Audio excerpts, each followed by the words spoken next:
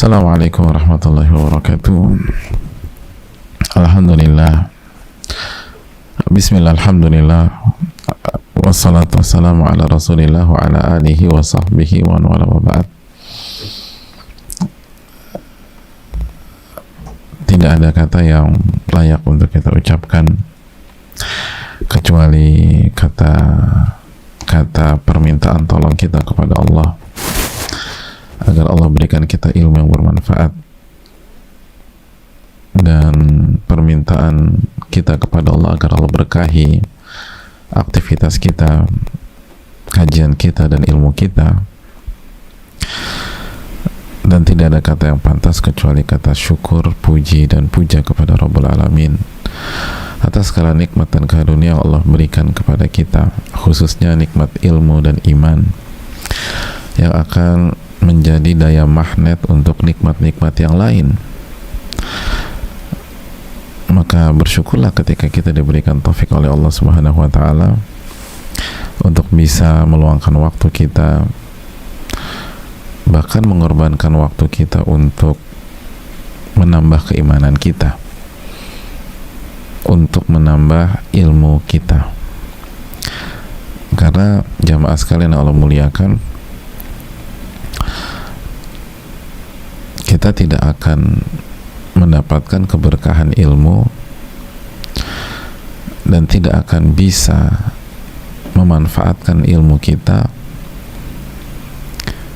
kalau kita tidak meyakini betapa agungnya ilmu, betapa mewahnya ilmu, dan betapa berharganya ilmu. Dan salah satu pembuktiannya adalah bagaimana kita berkorban untuk ilmu. Karena manusia itu kalau meyakini sesuatu itu mewah dan mahal, maka ia berani mengorbankan sesuatu yang nilainya di bawah hal yang mewah itu. Kan begitu jemaah sekalian. Orang berani mengorbankan uang 1 miliar dalam tanda kutip untuk membeli sebuah rumah 2000 meter di Menteng misalnya. Kenapa? Karena nilai rumah itu jauh lebih mahal daripada 1 miliar. Jadi dia pelong-pelong aja.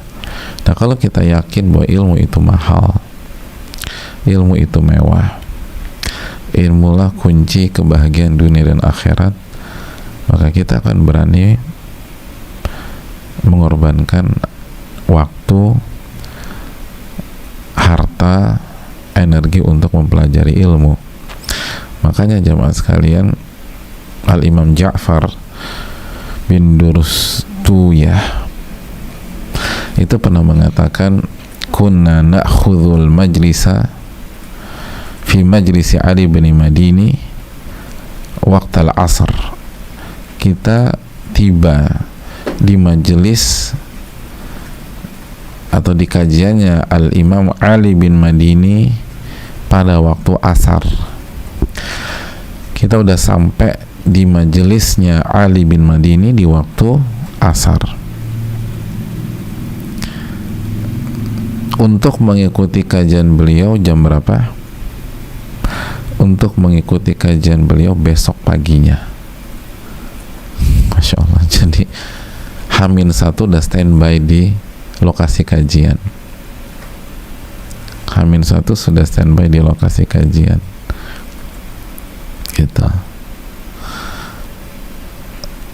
Adapun sebagian kita kadang-kadang kajian udah lewat, udah berjalan 30 menit baru datang. Masya Allah. Dulu tuh ulama H-1 sudah tiba di kajian atau di majelis. Fanaq'uda tulal lail, lalu kita akan habiskan malam dengan duduk, jaga apa? Jaga tempat. Jadi di situ aja dah. Makhafata ala nalhaqa minal ghadi mawdi'an nasma'u fih.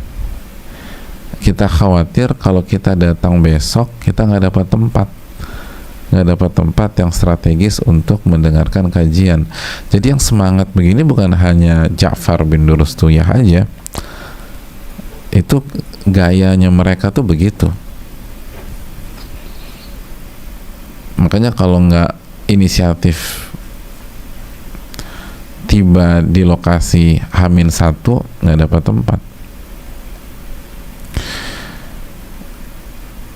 Itu jemaah, nggak dapat tempat.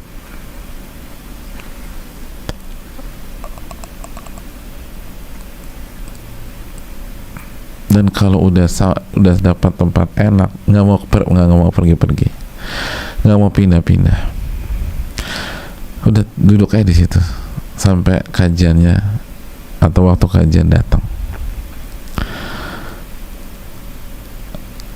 Dan banyak keunikan di majelis-majelis di zaman dulu jamaah. Bahkan Al-Imam Ja'far melanjutkan, fara'aitu syaikhan fil majlis yabul fi tailasanihi wa yudriju tailasan makhafata an yu'khadh makanuhu idza qama lil baul. Aku tuh ngelihat ada jamaah udah berumur, itu beliau pipis di wadah, khawatir kalau meninggalkan tempatnya dia bisa kehilangan tempatnya tersebut, gitu loh.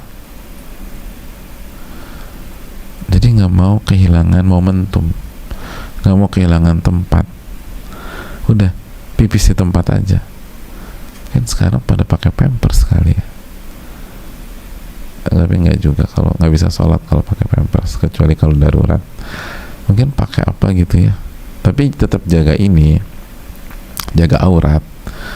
Kalau orang bisa pakai jubah gitu-gitulah, pokoknya disarungin, pokoknya tetap ya lakukan itu di tempat.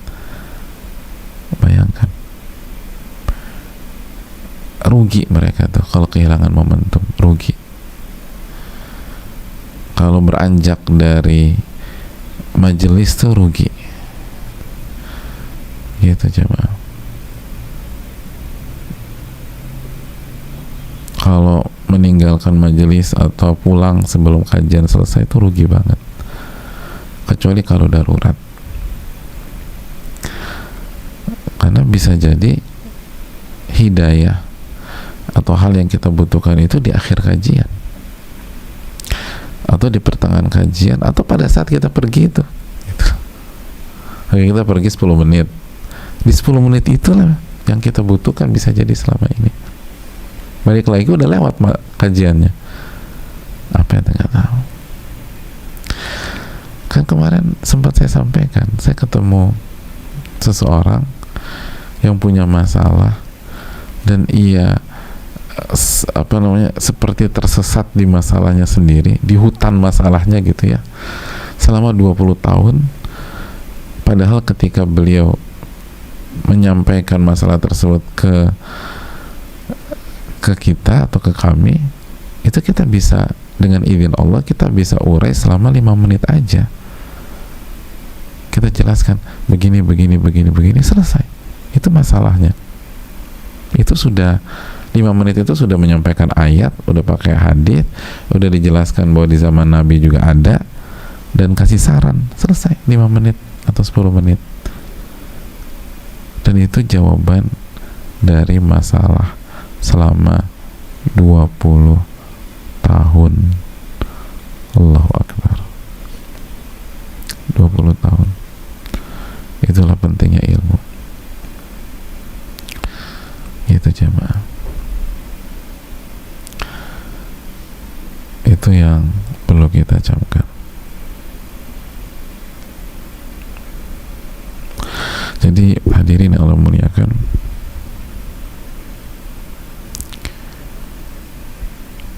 perlu diperjuangkan ini. Dan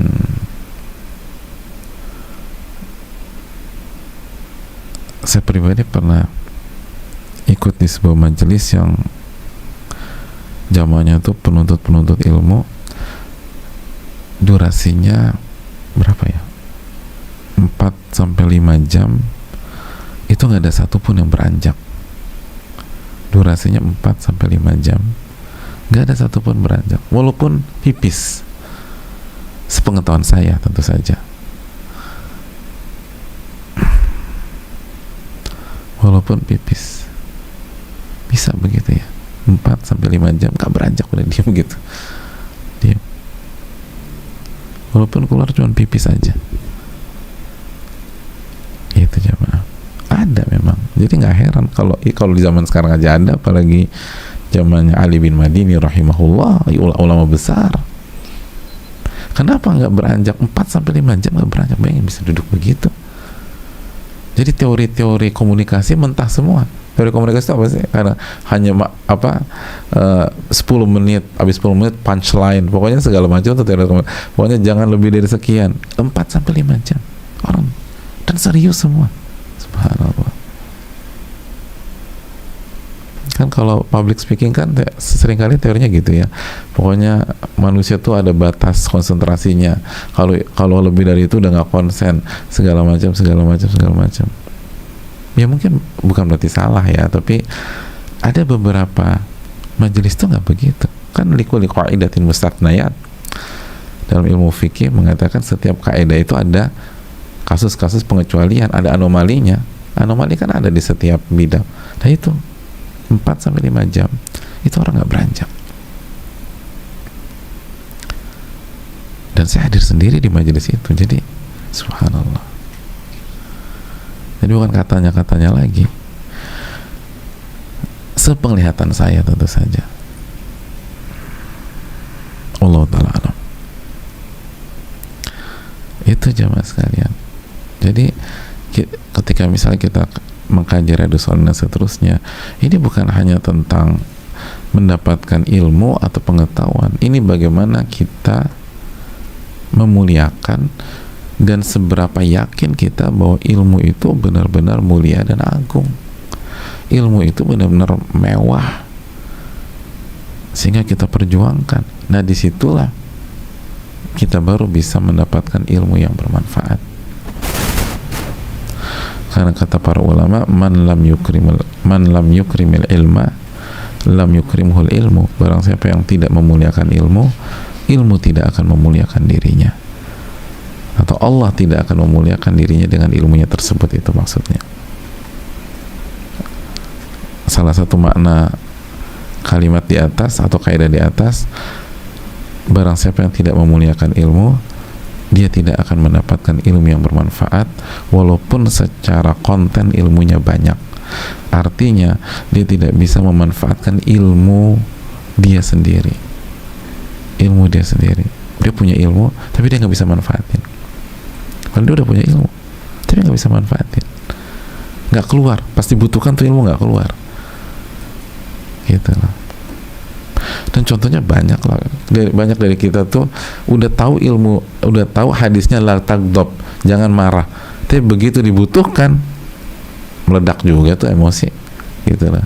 Begitu dibutuhkan tuh hadis, lepas juga kan gitu. Udah hafal nih hadis jangan marah, begitu istri buat salah lah atau suami nyebelin lah, meledak juga tuh. Padahal jangan marah gitu loh. Nggak keluar tuh ilmu, nggak keluar.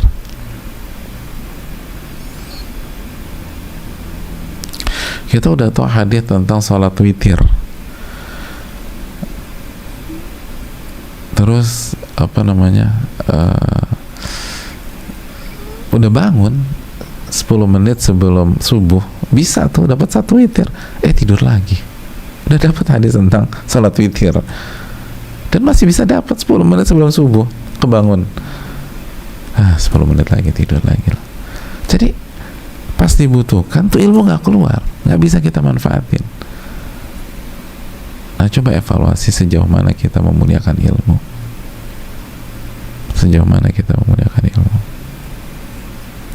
kita tahu kita harus sabar, harus nerima takdir Allah. Begitu kena masalah musibah nggak sabar tuh, nggak sabar.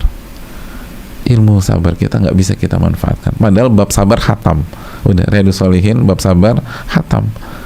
Tapi begitu ada masalah, ada musibah, nggak sabar. Udah khatam, bukan belajar 1-2 ayat lagi, 1 bab khatam. Udah tahu definisi sabar. Sabar itu secara bahasa imsak, menahan batu, ngebatu dalam itu. Secara terminologi, menahan diri ketika mengerjakan perintah, menahan diri ketika meninggalkan yang larangan, dan menerima takdir. Ternyata nggak berfungsi juga. Nggak bisa kita manfaatkan ilmu kita pada saat dibutuhkan atau pada saat timing dan momentumnya. Kenapa? Kata para ulama, kita tidak memuliakan ilmu tersebut. Kita tidak memuliakan ilmu. Maka ini hal yang perlu kita camkan, jamaah. Makanya itu para ulama melihat ilmu itu saking mewahnya, nggak mau ketinggalan walaupun 1 menit saja, walaupun 5 menit saja. Udah, apa yang bisa dikerjain di situ dikerjain, yang lain nanti dulu. Tapi tetap jaga aurat tentu saja dalam konteksnya majelisnya Ali bin Madini. Wallahu ta'ala a'lam bishawab. Dan tidak membuat najis apapun kan di wadah gitu kan, ditutup, tinggal buang, selesai. Tapi jemaah sekalian, kembali bersama Imam Nawawi rahimahullah, kembali bersama Riyadhus Shalihin, salah satu kitab terbaik, dan kita berada di awal bab ketakwaan. Dan takwa artinya mencegah sesuatu dari sesuatu dengan hal tertentu atau hal khusus, atau bahasa simpelnya takwa itu perlindungan, dan secara terminologi mengerjakan ketaatan dan menjauhi larangan. Karena dengan mengerjakan ketaatan dan menjauhi larangan, kita melindungi diri kita dari azab Allah Subhanahu wa ta'ala. Jadi bicara ketakwaan, bicara melindungi diri. Ini alat perlindungan diri, APD. Nah itu APD. Jadi yang paling diuntungkan ketika kita bertakwa, walaupun terkesan ribet, adalah diri kita sendiri. Jadi jangan kufur nikmat, karena kita yang diuntungkan. Semuanya kembali kepada kita, benefitnya kembali kepada diri kita. Allah nggak butuh dengan ketakwaan kita. Kita masuk ke ke ayat yang kedua, dengan meminta pertolongan kepada Allah dan berusaha bersyukur kepada Allah dan mengucapkan salawat dan salam kepada Rasulullah sallallahu alaihi wasallam. Ayat yang kedua adalah surat At-Taghabun. Fattaqullaha mastata'tum.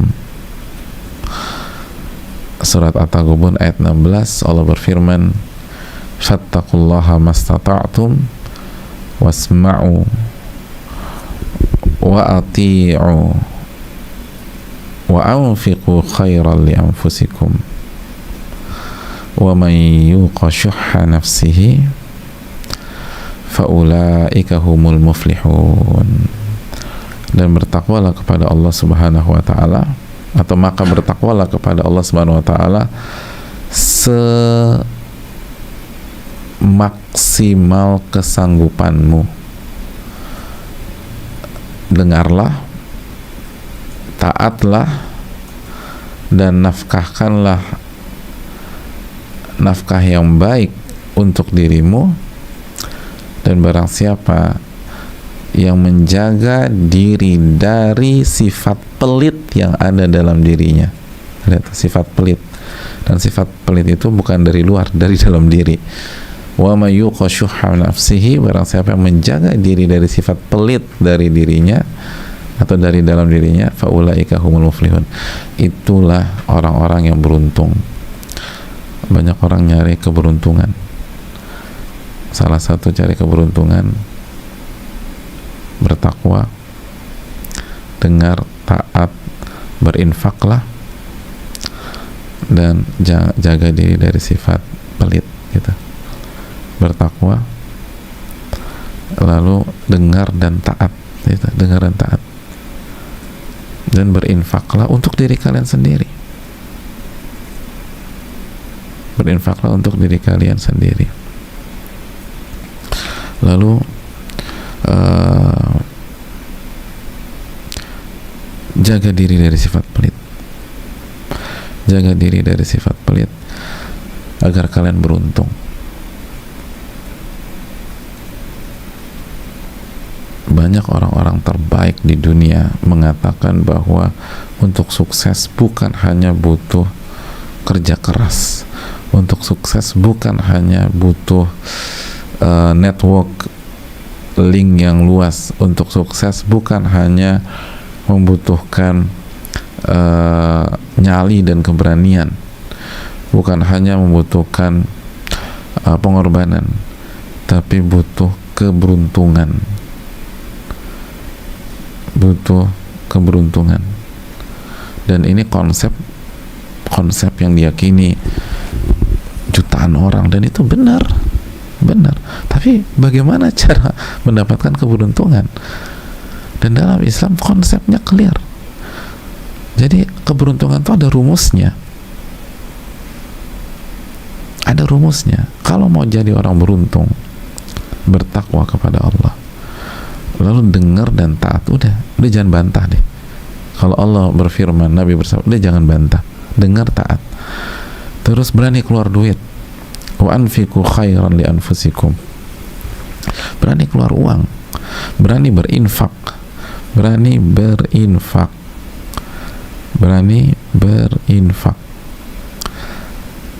Itu hal yang perlu kita camkan.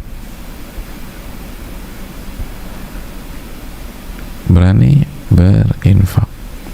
Dan ingat hadirin yang Allah muliakan, kalau kita berinfak, itu kebaikannya buat diri kita sendiri.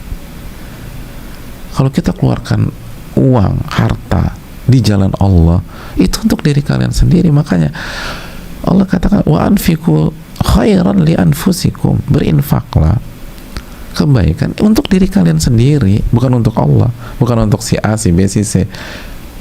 Kita keluarkan di jalan Allah, itu untuk diri kita sendiri. Kita kasih orang, bukan untuk orang, untuk kita tuh. Makanya setelah itu Allah wanti-wanti. Allah berfirman, wa may yuqa syuhha nafsihi, barang siapa yang menjaga dirinya dari sifat pelit. Jangan pelit, karena itu buat diri Anda. Masa sama diri Anda pelit? Jangan pelit. Karena kalau Anda keluar berapa? Misalnya Anda keluarkan uang di jalan Allah misalnya ratusan juta, itu ratusan juta buat diri Anda. Justru yang disimpan-simpan tuh nanti kita tinggalkan juga,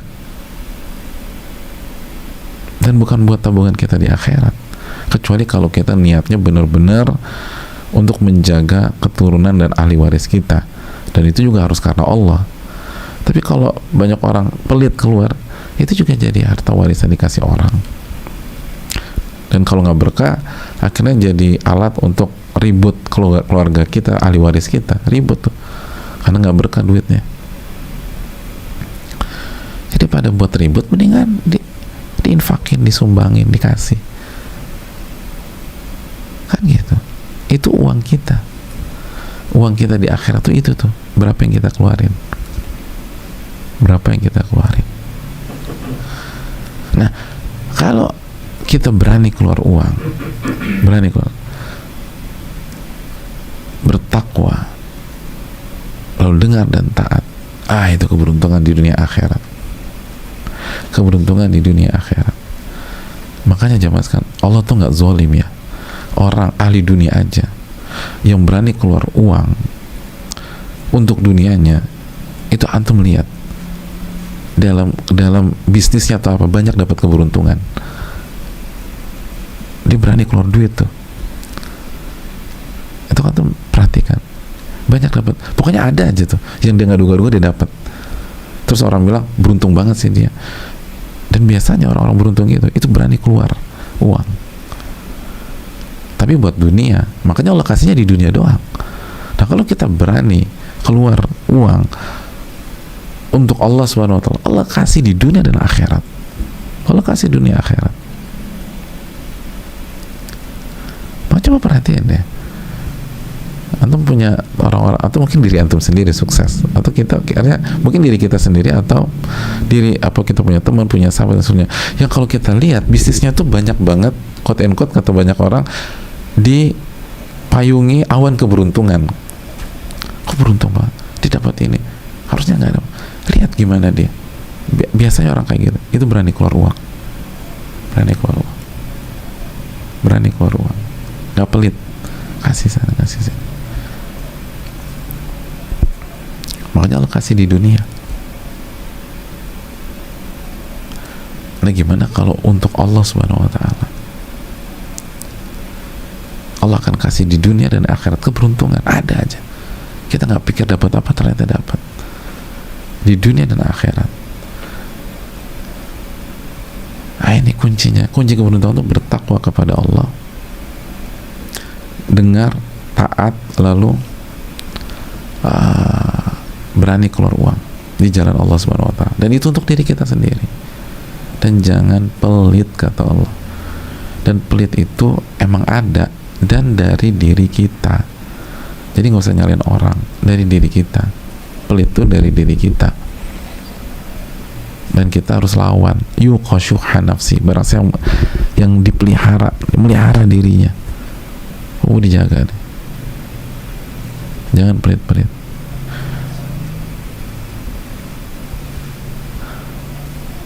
Makanya kami mendengar dari sebagian guru kami itu, kita kan kalau kita mau nyumbang itu kan sering kali itu di benak kita ada dua persimpangan, mau kasih 50.000 atau 100.000 ya, 50.000 100.000, dan dua-duanya kita mampu. Mau 50.000 nggak ada masalah, 100.000 juga nggak ada masalah, nggak akan membuat kita jadi orang miskin sedunia pada hari itu atau miskin se-RT pada hari itu. Nah kalau ada dua persimpangan, pilih 100.000. Pokoknya pilih bilangan paling besar udah.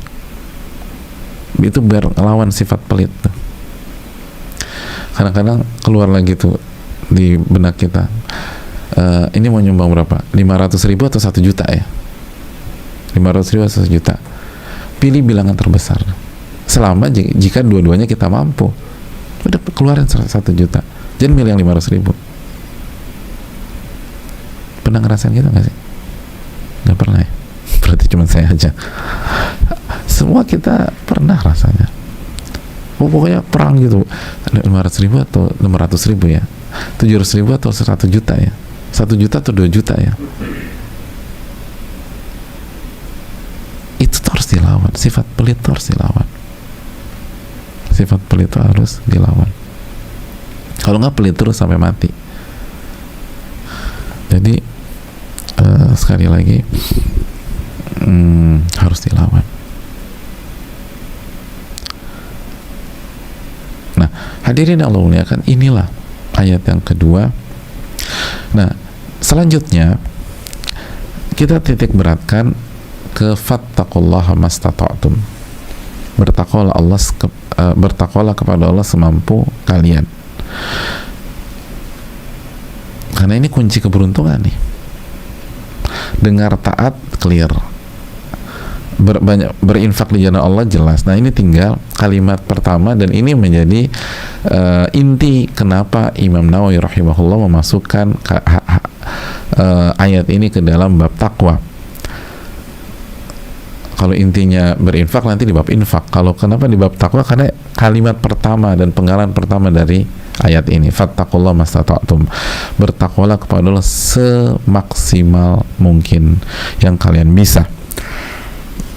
Hadirin Allah muliakan,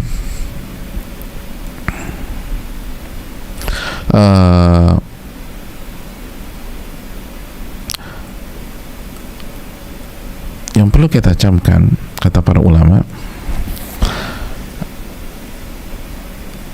yang pertama, bahwa fattaqullaha mastata'tum, bertakwalah kepada Allah sesanggup kalian atau semaksimal mungkin yang kalian mampu. Itu bukan bertujuan untuk memudah-mudahkan dan meremehkan ketakwaan. Udah kan yang penting kesanggupan gua, ya udah gua sanggupnya segini. Tapi itu jadi modus gitu loh, padahal dia sanggupnya nggak segitu.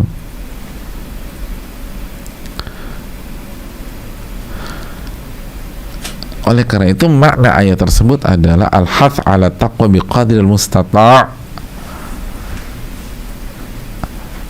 Ini adalah perintah untuk bertakwa semaksimal kemampuan kita, semaksimal kemampuan kita, gitu. Artinya kalau kita pakai angka ya, kalau kita maksimal kemampuannya 80%, maka yang dituntut oleh Allah adalah 80%. Allah nggak akan tuntut kita 81% atau 80,5%, enggak. Sanggupnya berapa nih? 80%. Titik. 80,5 nggak sanggup. Kalau ditakar gitu nggak sanggup. Ini ilustrasi simpel-simpel aja, pakai angka biar gampang. Maka Allah nggak akan bebankan kita secara syar'i maupun secara takdir di atas itu, nggak akan. Artinya perintah dan larangan sesuai itu, kalaupun dikasih musibah, maka sesuai dengan kadar kemampuan kita.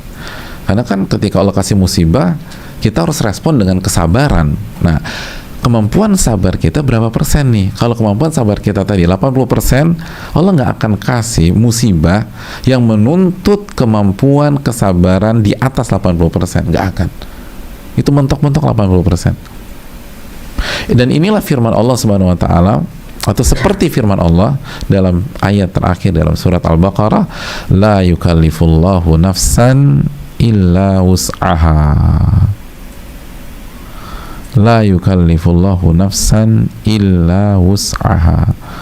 Allah tidak membebankan sebuah jiwa atau satupun jiwa kecuali sesuai dengan kemampuannya. Allah tidak membebankan satupun jiwa kecuali sesuai dengan kemampuannya. Nggak akan.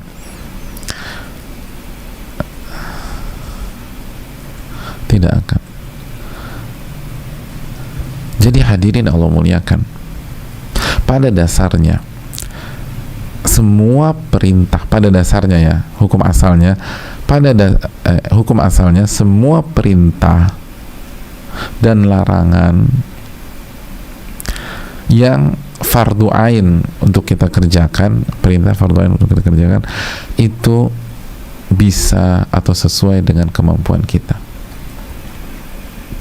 sesuai dengan kemampuan pada dasarnya.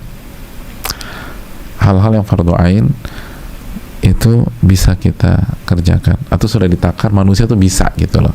Manusia tuh bisa. Contoh sholat 5 waktu.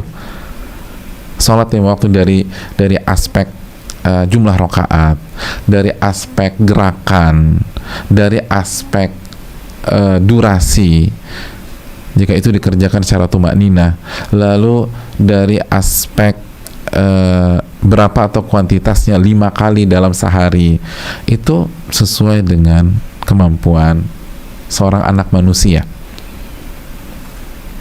Makanya Allah nggak wajibkan kita misalnya sholat itu 80 kali sehari. Itu bisa banyak orang nggak sanggup.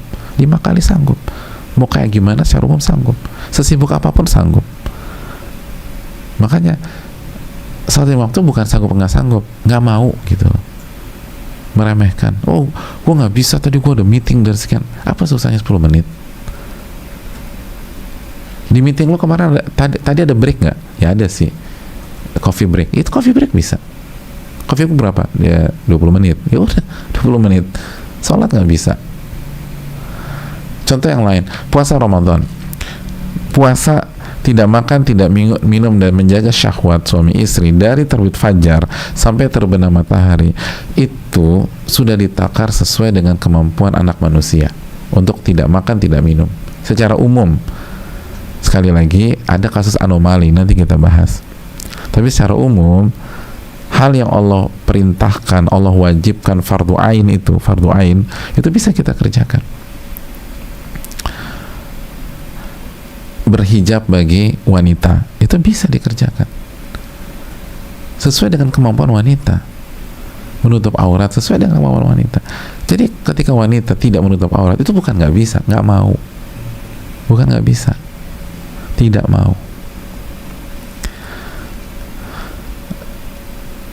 Makanya Allah fattakullah, bertakwalah kepada Allah semaksimal Anda.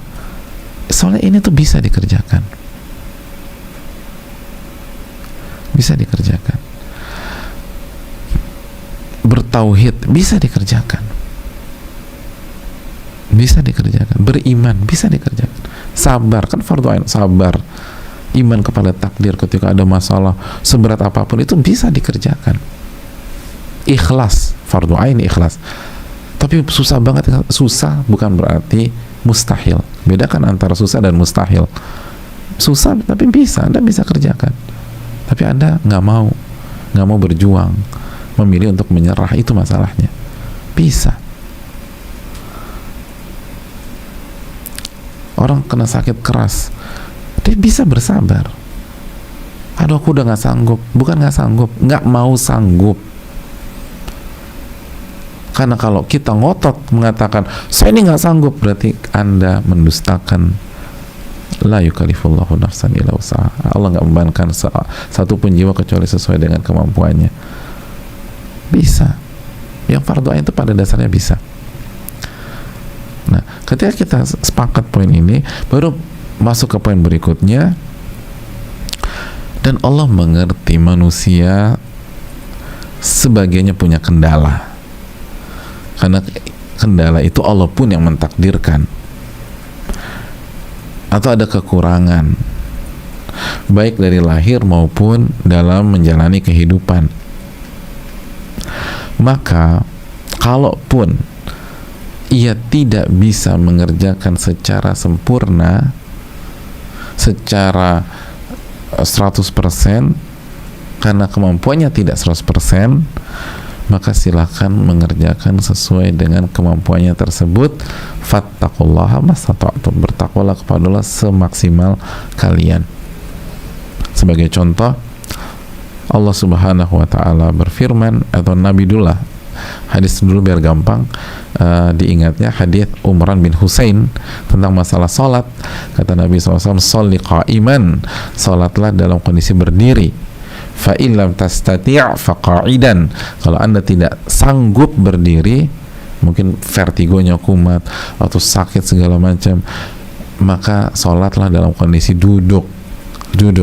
Fa illam tastati' fa 'ala janbin, kalau Anda tidak bisa salat duduk, maka salatlah dengan bertumpu ke bagian tubuh sebelah kanan, lalu bagian depan tubuh kita menghadap ke arah kiblat, 'ala janbin. Jadi bertumpulah, tiduran, tapi tidurannya bukan berbaring biasa, bertumpu ke bagian tubuh sebelah kanan, lalu bagian tubuh depan ke arah kiblat, gitu loh.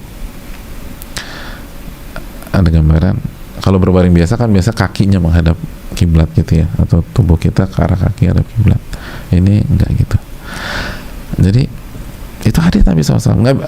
Kita disuruh berdiri. Hukum asalnya pada dasarnya manusia bisa. Manusia normal itu sanggup sholat dalam kondisi berdiri, itu poinnya. Itu poin pertama kita. Dalam kondisi normal manusia bisa sholat dalam kondisi berdiri.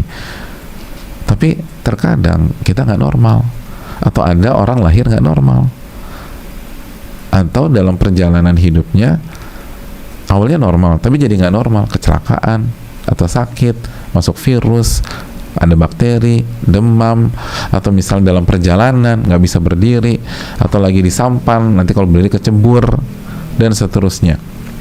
Maka sholatlah dalam kondisi duduk. Nggak bisa juga berbaring dengan bertumpu ke sebelah bagian sebelah kanan. Jadi Islam tuh masya Allah gampang banget. Nggak bisa perfect, ya udah berapa bisanya? Ya aku cuma bisa 80%. Kalau aku 70%, 70% nggak apa-apa. Aku tuh 50%. Gagal nggak ya? Enggak, 50%. Contoh yang lain hadirin sekalian. Dalam surat Al-Baqarah misalnya.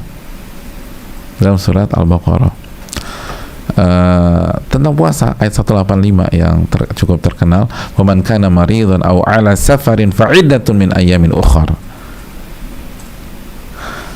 Allah Subhanahu wa taala berfirman, barang siapa yang sakit, di pertengahan ayat tersebut, kalau di layar di baris ketiga, terus sekarang masuk ke terjemahannya, barang siapa yang sakit,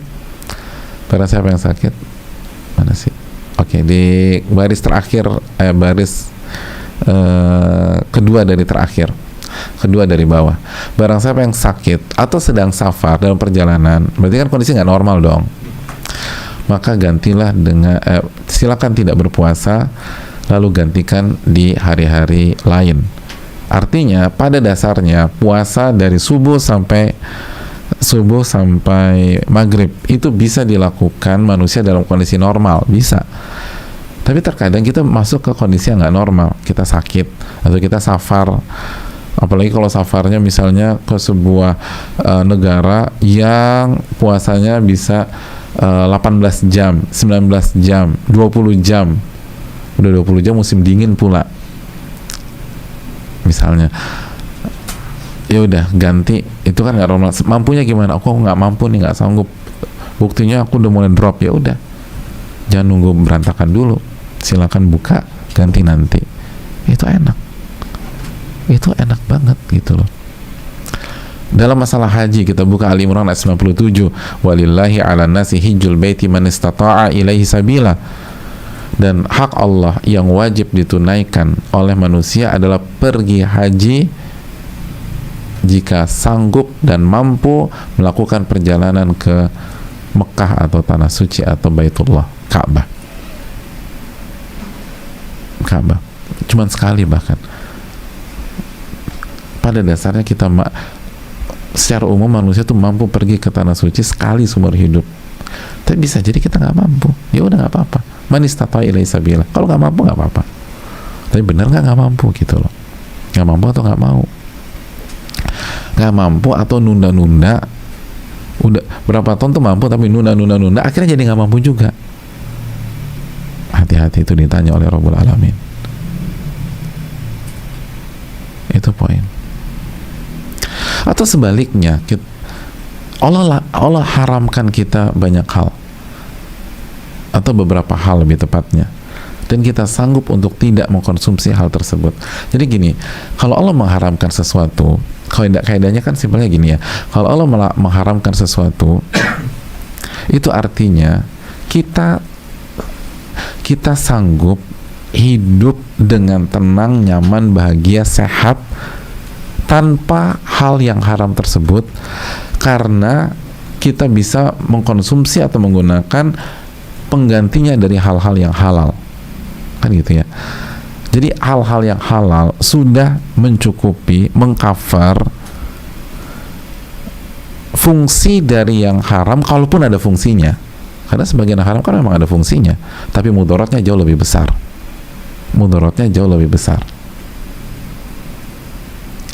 Kan begitu. Bisnis prostitusi misalnya, ada fungsinya? Ya ada lah, bisa kasih nafkah ke banyak keluarga, terus perputaran uang, bisa jadi membuka lapangan kerja dan lain sebagainya.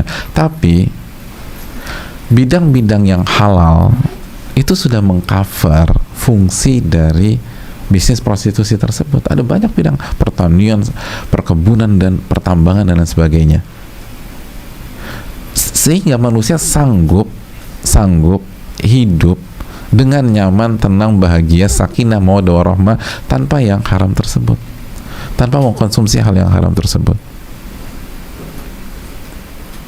Nah, hadirin Allah muliakan,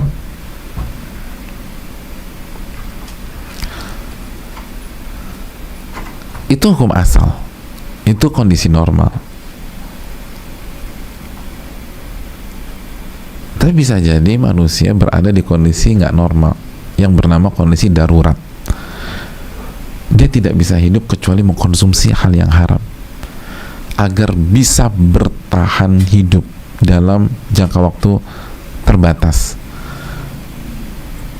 Maka itu dibuka oleh Allah Subhanahu wa taala. Karena dia tidak sanggup untuk bertahan hidup kecuali mengkonsumsi hal yang haram tersebut. Allah berfirman dalam surat Al-An'am ayat 119, "Wa qad fassala lakum ma harrama 'alaikum illa ma turirtum ilaih." Yang artinya di penggalanya, dan Allah telah menjelaskan kepada kalian secara fasal, secara detail, secara terperinci apa saja yang Allah haramkan atas kalian, apa saja yang Allah haramkan untuk kalian. Kalian nggak boleh tuh. Allah udah jelaskan nggak boleh sentuh itu. Terus Allah jelaskan kondisi pengecualian, illa maturirtum ilaih, kecuali jika kalian masuk ke kondisi iltirar, darurat, sehingga kalian terpaksa memakannya. Contoh, seseorang tersesat di tengah hutan dan tidak ada makanan kecuali babi hutan, kecuali babi, nggak ada. Kalau nggak makan babi tersebut, dia mati kelaparan. Maka boleh nggak makan babi? Boleh, karena dia tidak sanggup bertahan hidup kecuali dengan makan itu. Dan bertakwalah kepada Allah semampu kalian. Mampunya cuma itu doang, ya udah boleh. Maka silakan makan babi, tapi ingat kaidah ini dikaitkan dengan kaidah yang lain. Ad-darurat tuqaddar biqadariha, kata para ulama fikih. Darurat itu sesuai kadarnya saja, kadar kebutuhannya. Jadi nggak boleh lebih dari kadarnya. Untuk bisa bertahan hidup, Anda butuh berapa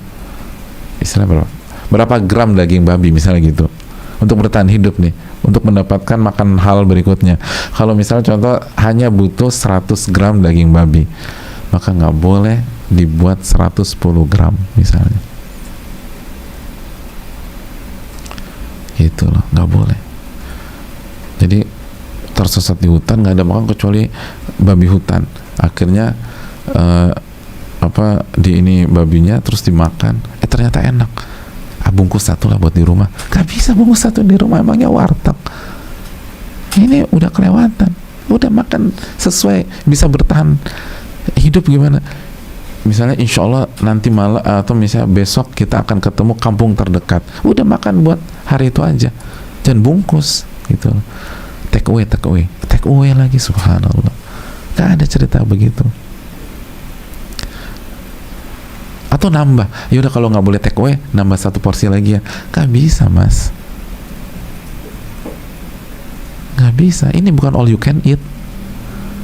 Ini bukan buffet. Ini darurat, gitu. Darurat. Karena kita nggak sanggup kecuali dengan itu. Maka fattakullah mastata'tum, bertakwalah kepada Allah semampu kalian. Jadi dalam bab syariat dan bab kauniyat takdir itu semuanya bertakwa kepada Allah semampu kalian. Dan disinilah indahnya Islam. Islam tuh nggak nuntut kita di atas kemampuan kita, tapi jujurlah berapa kemampuan Anda. Ini yang perlu kita camkan. Ketika Allah sudah perintahkan atau ketika Allah sudah larang, itu berarti kita pada dasarnya sanggup. Dan ketika kita nggak sanggup karena kondisi secara ilmiah, misalnya puasa, dokter rekomendasi jangan puasa. Jadi bukan feeling kita aja ya, bukan nafsu kita, dokter rekomendasi jangan puasa. Kata dokter untuk sementara jangan sholat berdiri ya, misalnya begitu. Udah jangan. Enak kan? Kita nggak terbebani di atas kemampuan kita. Dan sebagaimana ketika Allah kasih takdir, Allah kasih episode musibah, kemiskinan dan seterusnya, itu berarti kita mampu menjalani dengan kesabaran, bahkan dengan ridho kepada Rabbul Alamin. Cuman masalahnya mau apa enggak. mau berjuang atau tidak, mau melawan apa tidak, melawan nafsu kita, melawan syaitan dan seterusnya. Kalau sanggup, pasti sanggup, pasti sanggup. Allah tolong, pasti Allah tolong. Tapi yang jadi masalah, Anda mau ditolong sama Allah apa enggak? Anda mendekat kepada Allah atau Anda menjauh kepada Allah? Anda lebih percaya kepada Allah atau Anda lebih percaya sama syaitan? Atau percaya sama nafsu kita? Inna nafsa la'ammaratun bisu'. Nafsu itu selalu mengajak kepada keburukan. Sanggup, pasti sanggup. Jadi bukan tidak sanggup tapi tidak mau. Kalau la qadar Allah misalnya, Allah takdirkan kita resesi, berarti kita sanggup untuk menghadapi masa-masa berat tersebut. Sanggup. Allah takdirkan kita positif, baru kita udah berusaha positif COVID, berarti kita sanggup melewati hari-hari itu. Itu aja. La yukallifullahu nafsan illa wus'aha. Allah nggak membebankan kalian kecuali sesuai dengan kemampuan kalian. Fattaqullaha mastata'tum, bertakwalah kepada semampu kalian. Allah perintahkan kita bertakwa setiap saat. Lalu Allah takdirkan kita sakit, maka berarti kita sanggup melewati hari-hari sakit tersebut. Pasti. Itu pasti. Karena itu yang Allah firmankan di dalam Al-Quran. Tugas kita adalah berjuang semaksimal mungkin, semaksimal. Yang jadi masalah, kita nggak berjuang semaksimal mungkin. Berjuang semaksimal mungkin. Itu yang Allah minta dari kita. Allah nggak minta hasil 100 kepada setiap orang. Allah minta berjuanglah semaksimal mungkin.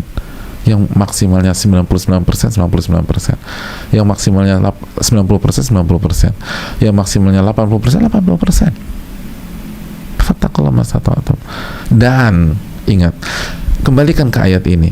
Coba kita buka lagi ayatnya, At-Taghabun 16. Ketika kemampuan kita hanya 40%, misalnya kemampuan kita hanya 40% untuk berjuang, lalu ada teman kita kemampuan berjuangnya 100% atau 99%, kita cuma 40% nih. Pertanyaannya, apakah dipastikan kualitas hidup kita kalah dengan kualitas hidup orang yang punya kemampuan 99% itu? Karena kita hanya dikasih kemampuan oleh Allah 40% dan kita hanya bisa sampai 40% itu. Nggak bisa lebih, 41 nggak bisa. Hanya bisa sampai 40%. Sedangkan teman kita punya kemampuan 99%. Paham nggak maksud saya? Ya simpel, kecerdasan orang kan beda-beda. Kecerdasan 40%. Teman kita kecerdasan 99%. Otomatis kan ya beda lah. Tapi kita udah mentokin tuh usaha kita biar dapat 40% itu. Fisik kita, fisik beda. Kemampuan jantung beda, ginjal beda, segala macam beda. Tapi kita dengan kemampuan yang sebatas ini kita sudah maksimalkan ibadah. Hafalan beda-beda. Ada orang hafalin 30 juz gampang. Ini teman kita ngafalin 30 juz gampang. Kita ngafalin 30 juz gampang lupa gitu loh. Jadi sama-sama gampang tapi beda objek. Tapi kita udah berusaha jungkir balik. Pertanyaannya, apakah kualitas hidup kita dipastikan kalah dengan yang 99%? Jamaah, belum tentu. Kembali buka ayat tersebut. At-Taghabun 16 tadi. Fattaqullaha mastata'tum, bertakwalah kalau semaksimal. Allah minta semaksimal. Wasma'u wa ati'u, dengar dan taat. Wa anfiqu khairul li anfusikum wa man yuqa syuhha nafsihi. Penutupannya apa? Faulaika humul muflihun. Mereka lah orang-orang yang beruntung. Beruntung. Apa definisi keberuntungan? Kita pikir kita nggak dapat, dapat tuh, beruntung. Oh, kalau kan bahasa masyarakat, kalau gue sih kayaknya gue nggak mungkin begitu. Tapi kalau dapat, nggak tahu, gue lagi beruntung aja. Ini konsep keberuntungan. Jadi kita bisa kalahkan yang di atas kita. Apalagi kalau mereka tidak maksimal. kita udah maksimal. Mungkin di mata manusia nilai kita jelek, di kampus misalnya jelek nilai kita, mungkin kita nggak hafal, tapi Allah lihat kita berjuang semaksimal mungkin. Oh nanti, emangnya dunia hanya di kampus doang? Terlalu sempit sekali. Ada banyak sisi-sisi lain. Allah akan kasih keberuntungan buat kita, Allah akan bantu kita, Allah akan tolong kita. Akhirnya kita di atas dia. Kenapa? Karena walaupun terkesan kita punya kemampuan terbatas, tapi kita sudah berhasil memaksimalkan keterbatasan kita, dan dia tidak memaksimalkan kelebihan dia. Dan Allah tidak mungkin zalim. Ketika Allah kasih kemampuan cuma 30% kepada kita, maka nggak mungkin Allah tuntut kita bermain di level 80%. Itu Allah zalim dong. Sedangkan Allah ahkamul hakimin. Allah ahkamul hakimin, Allah maha bijak.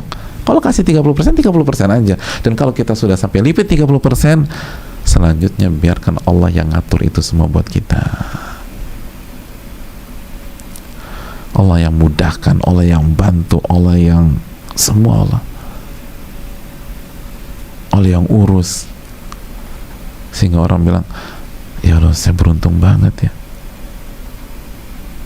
Saya nggak nyangka ketemu dia, akhirnya dapat project dari dia, padahal nggak ada niat sama sekali, nggak ada janjian, tiba-tiba ketemu aja. Nggak ada yang tiba-tiba, jemaah. Dunia ini ada yang atur. Lillahi mulkus samawati wal ard, milik Allah lah kerajaan langit dan bumi.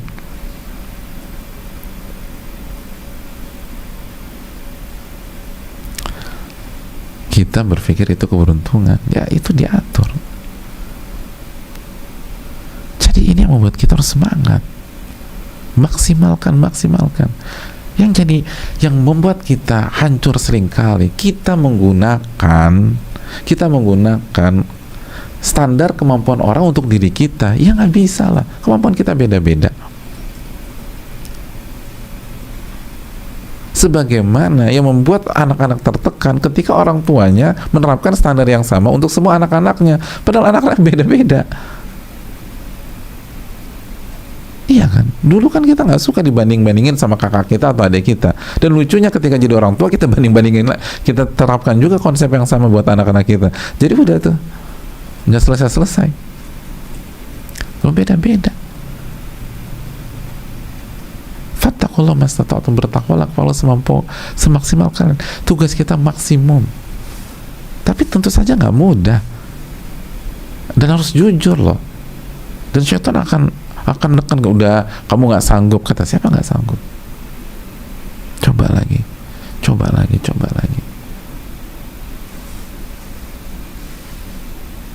Jadi kita harus bermain di limit maksimum kita masing-masing. Itu yang harus kita perjuangkan dalam hidup, di limit maksimum kita masing-masing. Dan setiap orang beda-beda. Jadilah diri sendiri dan fokus kepada Rabbul Alamin. Makanya itu coba kaitkan, enaknya ilmu ikhlas kan begitu. Kita tidak terbelenggu dengan omongan orang, pujian orang, celaan orang, karena kita mencari wajah Allah, ridha Allah. Dan setiap kita punya kemampuan masing-masing. Ngapain banding-bandingin dengan orang? Ngapain jadikan kesuksesan orang sebagai standar kita? Dan bukan berarti kita main rendah, bisa jadi kita lebih tinggi dari dia. Lihat bagaimana Abu Bakar As-Siddiq radhiyallahu ta'ala menjalani kehidupannya. Beliau nggak peduli dengan yang lain. Beliau berusaha dengan limit beliau. Makanya ketika Umar memberikan setengah hartanya, beliau keberikan berapa? Semua harta beliau. Padahal kalau beliau jadikan kemampuan orang lain, kemampuan kompetitor, kemampuan Umar sebagai acuan, buat apa kasih semuanya untuk menang doang? Cukup kasih 2/3 udah banyak. Kenapa? Fattakullah mastata'tum, bertakwalah kalau semampu kalian. Kemampuan saya bukan 50,5, kemampuan saya bukan 60%, kemampuan saya bukan 70%, kemampuan saya 100%. Ini 100% buat Allah dan Rasulnya. Itu baru jamaah. Kalau kita bisa menerapkan ayat ini, subhanallah, kita akan jadi orang yang sangat produktif di kehidupan dunia, bukan hanya produktif dalam ibadah, bukan hanya dalam infak sedekah, tapi produktif menata waktu dan aktivitas kita, karena kita punya tanggung jawab langsung kepada Rabbul Alamin. Dan yang Allah tuntut dari kita bukan sebatas sholat 5 waktu, bukan sebatas zikir pagi petang, walaupun itu sangat-sangat penting, tapi yang Allah tuntut dari kita adalah titik dan limit maksimal kita di hari ini. Betulkah titik maksimal kita di hari ini hanya sholat 5 waktu? Betulkah titik maksimal kemampuan kita baca Quran dalam saat? Coba kita kembangkan, betulkah titik limit Anda hanya sampai kesabaran, tidak bisa sampai ridho? Jangan titik maksimal Anda itu sampai bab ridho. Tapi karena kita nggak memaksimalkan ibadah, baru sampai titik sabar aja udah jungkir balik dan merasa nggak sanggup, padahal kemampuan Anda bahkan bukan sampai titik kesabaran, tapi di atasnya ridho. Emang bedanya ridho sama sabar apa? Sabar tuh masih nahan, masih setengah mati. Ridho tuh udah plong aja.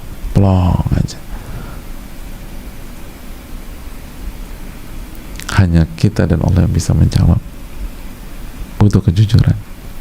Fattakullah mastata'tum. Ada banyak orang merasa udah infak 1 juta, Masya Allah, emang itu titik limit Anda pada saat ini? Hati-hati Anda ditanya sama Allah, benar tuh cuma 1 juta? Ada orang tuh kayaknya udah bisa baca zikir pagi setengah, udah Masya Allah. Emang itu limit Anda? Fattakullah mastata'tum. Bertakwalah semaksimal Anda. Semaksimal Anda.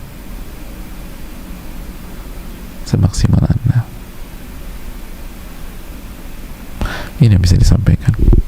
Semoga bermanfaat. Ini menunjukkan tanggung jawab kita besar di hari kiamat kelak.